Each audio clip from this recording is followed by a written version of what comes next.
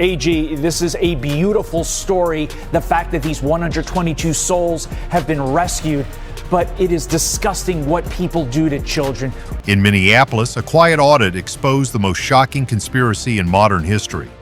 How did $2.9 billion in public funds vanish to operate a mysterious transnational network? Behind the facade of a successful director was a sophisticated machine that put 236 children in danger. From soulless records on paper to a dramatic rescue in the middle of the ocean, what horrifying truth is being concealed? Join us as we uncover this secret right now.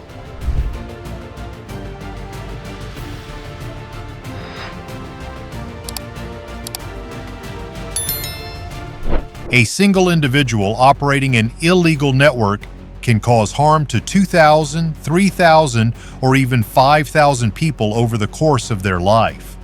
Thousands have been deprived of their lives or seen their futures destroyed, and families have been shattered as well. In the city of Minneapolis, a quiet financial audit exploded into one of the most shocking federal cases in modern history. Over the course of 6 years, $2.9 billion from public welfare funds vanished into peripheral financial corridors, providing resources for a complex transnational transportation network. 236 children in the United States have been documented as missing. 8,200 policy files had been illegally copied. A secret system had spread far beyond state borders. This was not merely paperwork fraud, it was the largest illegal transportation machine ever discovered in the nation. The authorities had set a core mission to restore safety to the communities. We cannot stand by and allow those running this network to continue their illicit business, negatively impacting neighborhoods. At 4:28 in the morning, the quiet streets of a neighborhood in Minneapolis were suddenly flooded with unmarked federal vehicles. Agents from investigative agencies and drug enforcement moved carefully step by step, surrounding the private home of Hassan Noor Warsameh, a Somali-American business executive linked to state insurance programs. From the outside, the house looked completely normal. However, inside, nothing was normal. Investigators discovered thousands of flagged welfare and health policy files stacked in sealed crates, placed next to an encrypted mobile device containing indicators linked to international criminal organizations. A secret basement door was found behind a storage room wall. When the agents finally managed to open it, a shocking scene emerged in the silence. 65 children were inside in a state of anxiety, exhaustion, and held in conditions lacking light. On the basement walls, dozens of personal protective equipment and enforcement tools were arranged in neat rows. In that moment, what had begun as a simple financial investigation turned into an urgent federal rescue operation. If you believe that investigations like this need to be made public to protect the community, please share and voice your opinion.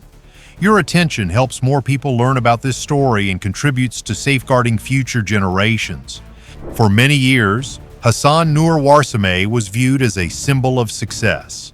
A Somali-American executive who had risen to a leadership position in business, overseeing insurance and welfare program portfolios worth more than $3.4 billion in annual payments. To his colleagues, he was a disciplined individual, regularly participating in charitable activities and wielding quiet influence. However, federal analysts later discovered that behind those numbers lay a financial network on a scale greater than any ordinary fraud case. More than 8,200 policy payment requests revealed identical signatures, repeated addresses, and beneficiary names reused multiple times. More than $1.6 billion in medical reimbursements had been diverted into shell companies across 4 states and 3 offshore jurisdictions. This deception traced deep into the subject's past. Hassan's father was a prominent figure in a transportation network in East Africa, who died in a conflict when Hassan was only 6 years old. He and his mother had moved to the United States, but investigators believe the cycle did not end there. As an adult, Hassan had quietly rebuilt his father's world in a new form, handling government funds, moving illicit cash through international financial channels, and connecting with suppliers tied to cross-border transportation routes. What appeared under the guise of business leadership was in reality the financial engine of a transnational network.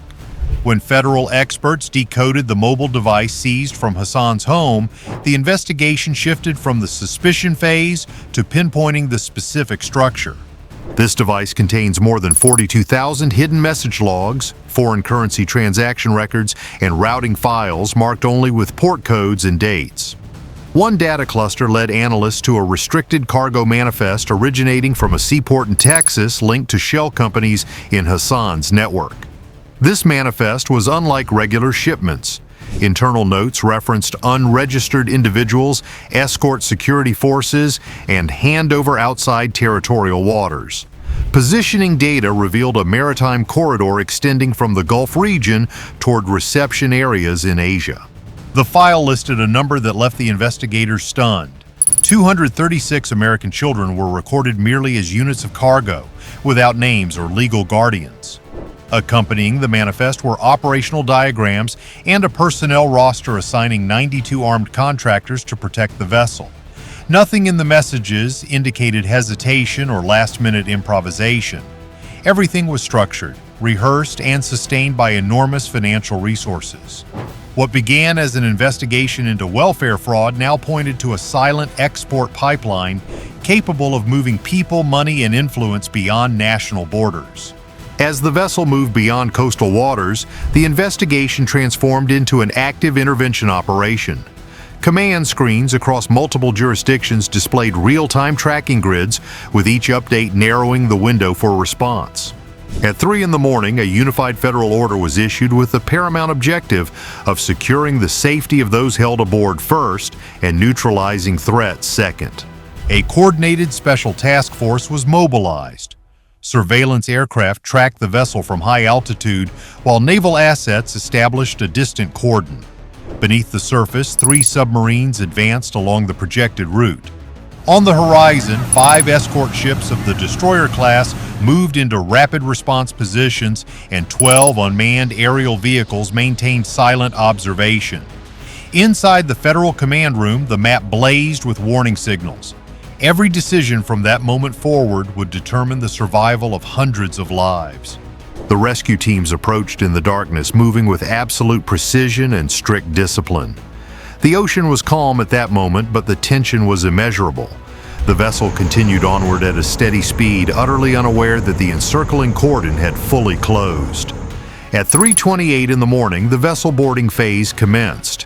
The first team made contact at entry points to the lower cargo holds, bypassing guard posts and sealing off main passageways to prevent any movement toward the area where the people were being held. On the ship's deck, alarm signals blared, sending the security team into chaos. The stillness of the ocean was shattered by the thunder of rushing footsteps and the sharp clash of metal. Within minutes, the vessel became a maze of swift and decisive confrontations. Federal agents advanced room by room, isolating pockets of resistance and severing control over critical stations. The priority never wavered, ensuring no threat could reach the area where the children were held. In the lower holds, the rescue forces located the detention area. A scene of terrifying silence unfolded, with small shoes lined up in rows and dozens of anxious faces huddled close together. There was no sound except labored breathing in the darkness. A signal was transmitted back to the command center confirming that everyone was safe. Only then, once every individual had been secured and moved to safe compartments, did the operation shift to its final phase. Unmanned aerial units moved into formation and the escort ships tightened the encirclement. The remaining pockets of resistance were subdued in coordinated sweeps. The fighting was swift, overwhelming, and over almost as quickly as it began. Within 20 minutes, the opposing force had been completely overcome and the vessel was under federal control. There was no loud celebration, only quiet relief as the children were transferred to medical units aboard the support ships. Beneath the early morning sky, the ship drifted in silence. What had started as a financial crime case in Minneapolis had now uncovered a far graver truth. A machinery capable of moving money, power, and human lives across oceans. For the first time, the investigators grasped the true scale of the world that Hassan Nur Warsame had built. As dawn touched the Atlantic horizon, the deck of the support ship had become a quiet field hospital.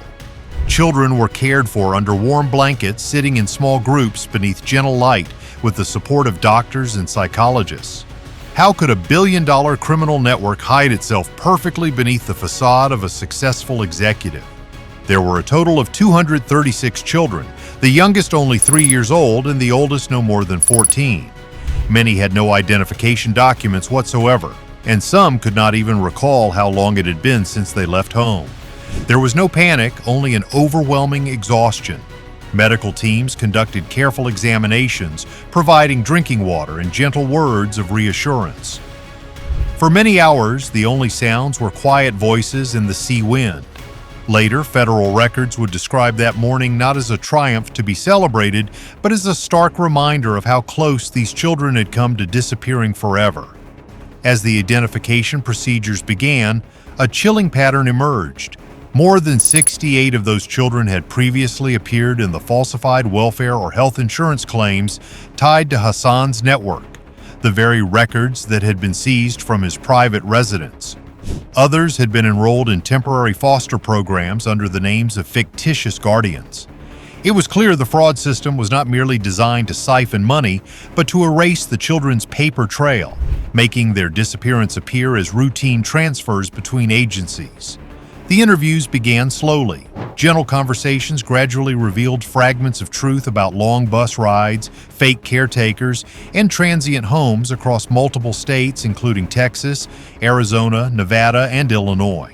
Some children recalled hearing strange languages, while others spoke of men who never talked, only watching in silence. No single testimony explained the entire network, but pieced together they formed a detailed map. Parallel to the humanitarian efforts, federal analysts worked relentlessly with data streams from the hard drive and phone logs. Transfers linked to 6 shell companies, payroll records for security teams, and travel schedules that aligned perfectly with international financial corridors. The deeper the probe went, the clearer it became that financial fraud was merely a tool to sustain the pipeline's operations. That afternoon, a security briefing was convened with participation from multiple law enforcement agencies and child protection services. The report documented numerous prior missing persons cases previously classified as unresolved relocations. Federal welfare payments had been routed to phantom caretakers and transportation routes disguised under the guise of humanitarian operations. All clues led back to the same place: the financial infrastructure of Hassan Nur Warsameh. For the first time, investigators could see the full architecture of the system. Insurance policies provided the capital for shell companies, which in turn funded cross-border logistics and recruitment. What had once appeared as mere administrative corruption had in reality become a machinery for moving people and public funds without leaving clear traces. As the sun set over the Atlantic waters, the children slept peacefully in recovery rooms under strict guard. One conclusion had been reached. Although this shipment had been intercepted, the network behind it remained far more extensive and intricate. In the days that followed, the investigation shifted its focus back to the ledgers and databases. Analysts worked around the clock to trace every account, every duplicate record, and every unexplained payment. The scale of the affair was staggering. Preliminary audits identified more than 8,200 fraudulent insurance and medical claims, but that was only the surface layer. Beneath it lay secondary payment streams, tiered deposits, and circular transactions executed through 23 shell corporations across 4 U.S. states and 3 foreign jurisdictions. Each company maintained an outwardly legitimate facade with office lease agreements, payroll records, and tax filings. Yet in reality, none had any actual employees working there. The money never stayed still. From these entities, funds were redirected into trading companies and logistics agencies operating under generic names overseas. Numerous accounts flowed through international intermediary banks where transactions were fragmented into dozens of micropayments before being reassembled at cash transfer hubs. Viewed individually, no single transaction raised suspicion, but combined, they formed a closed loop meticulously designed to make the money trail vanish. Estimates placed more than $2.9 billion cycled through this system over the past 6 years. What shocked investigators most was the sophisticated blending into legitimate operations. Many welfare beneficiaries on the list were real people, including the elderly, single-parent households, and recent immigrants, but their records had been quietly duplicated and altered. Benefits were paid out multiple times, and the excess funds were funneled into Hassan's network under the guise of administrative errors. This was not theft by force, but appropriation through data duplication. Evidence from the storage device revealed quarterly reports using neutral business language to outline asset movement cycles and consolidated partners. Behind those phrases were logistics contractors and operatives who had surfaced in prior investigations. The fraud system did not merely provide funding, it synchronized the operations. Payroll expense traces showed matches between security teams and the individuals detained aboard the vessel. Transportation invoices aligned precisely with the dates in the maritime schedules on Hassan's phone. Cargo insurance policies aligned precisely with child relocation entries in the social services database. This was a meticulously orchestrated ecosystem. In a closed-door briefing, financial officials concluded that Hassan's operation served both as a revenue engine and a money laundering pipeline, converting public funds into resources for reinvestment in clandestine transportation networks. The infrastructure was highly resilient, built to endure even changes in leadership. Yet for the first time, the system had been exposed. Asset freeze orders had immobilized more than $640 million in active accounts within just 48 hours. International partners issued urgent cooperation notices. Audit teams began re-examining hundreds of prior welfare cases previously dismissed as administrative reassignments. The at-sea rescue had saved many lives, but dismantling the financial machinery behind it was a war of numbers and persistence. Every log entry uncovered led back to the name Hassan Nur Warsemi. The subsequent investigation entered a higher security phase, divided into separate compartments to address aspects ranging from financial crime to national security. Many digital documents recovered were placed under protective orders and not widely disclosed. Certain briefings were routed to restricted access security rooms. The tone of the investigation grew more cautious and measured as leads began extending beyond borders. The information uncovered referenced logistics partners in East Africa, Southeast Asia, and the Gulf region. Travel schedules disguised as humanitarian exchanges aligned with intelligence reports on clandestine recruitment networks. These findings carried implications far beyond the realm of finance and a single criminal enterprise. Analysts pointed out that Hassan's network provided resources for numerous activities beyond national territory, and the chains of communication extended to individuals under international surveillance.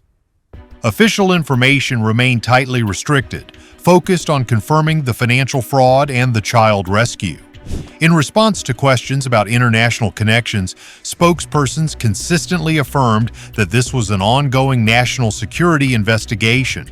In court, the proceedings grew increasingly complex as initial charges were consolidated into a larger federal case under special security designation. Defense attorneys challenged the scope of the asset seizure orders, while closed investigative sessions reviewed documents that never appeared on the public docket. The very silence surrounding it all was part of the story, prompting analysts to question how a network of such magnitude could have persisted for so long within legitimate systems. A system that turned policy forms into currency, and currency into a tool for moving people across continents, must be completely dismantled. When a case like this reaches its final stages, it does not end simply, but leaves profound reflections on the systems that allowed it to exist. In Minneapolis, it all began with ordinary application forms and office records, yet it concluded on the open sea with the image of children in need of protection. This is not merely a story of crime, but one of accountability. It reminds us that wrongdoing does not always announce itself loudly. Sometimes it hides within administrative procedures and respected titles. This machinery had treated human beings as a form of commodity and public trust as a resource to be exploited. Yet the case also demonstrated the power of persistence and moral responsibility. Representatives from multiple agencies refused to overlook even the smallest suspicious signs. Field teams acted with precision and restraint, while medical personnel provided devoted care to the victims. No one viewed this as a victory to celebrate, but as a responsibility that had to be shouldered. The most important lesson from this shocking case is the need for vigilance against even the smallest irregularities in everyday administrative systems. Sophisticated crimes do not always appear in overt, menacing forms. They often conceal themselves skillfully behind routine paperwork, dry statistics, and respectable titles. We have come to realize that every instance of financial fraud can serve as the seed for profound humanitarian tragedies. Therefore, transparency and the courage to speak out against anomalies are the most powerful weapons for protecting the community. We must never allow indifference to become the curtain that shields dark schemes from growing unchecked. The story of Hassan Nur Warsaim serves as a harsh wake-up call about crimes concealed beneath layers of intellect and the glossy veneer of numbers. Although 236 children were saved, this network leaves behind a profound challenge regarding societal responsibility and vigilance. Are our current management systems robust enough to prevent similarly sophisticated machines? How do you feel about the terrifying scale of this case? Please share your thoughts in the comments so we can collectively raise our voices to protect the community. Don't forget to like and follow the channel for updates on the next shocking truths. Thank you for standing with justice.